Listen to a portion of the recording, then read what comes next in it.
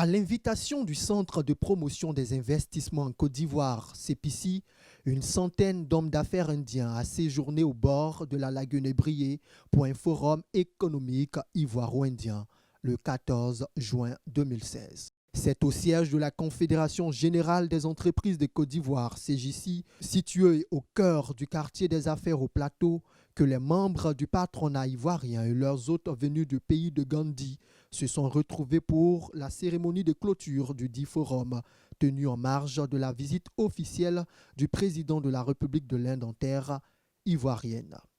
Digne d'un grand rendez-vous économique, ce forum a été rehaussé par la présence effective d'une importante délégation du gouvernement ivoirien, conduite par son premier ministre, Daniel Kablan-Duncan, et également par celle du premier citoyen indien, Pranab Mukherjee.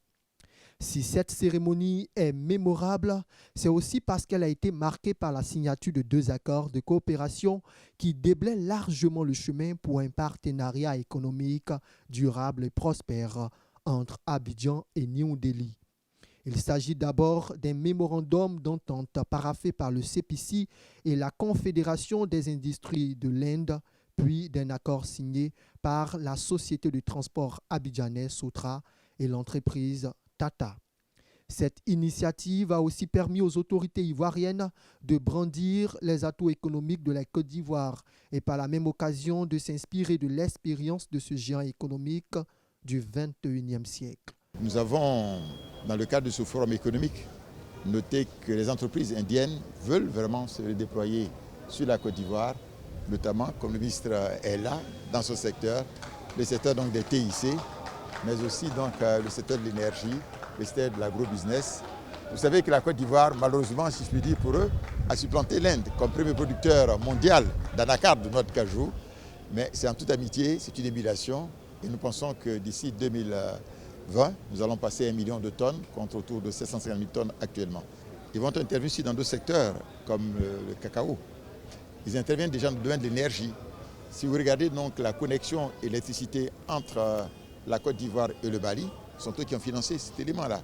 Le VTIP, nous avons donc un parc de 180 hectares. Et vous savez que l'Inde, dans le domaine des TIC, des technologies de l'information, est en tête avec d'autres pays d'Asie.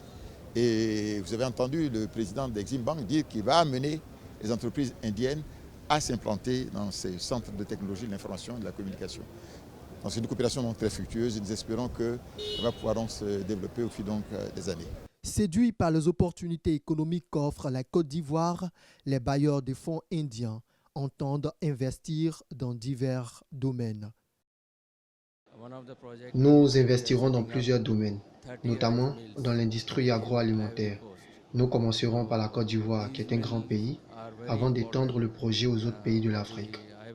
On ne peut plus clair, dans sa marche vers l'émergence qu'elle souhaite atteindre à l'horizon 2020, la Côte d'Ivoire a décidé de diversifier ses partenaires économiques internationaux.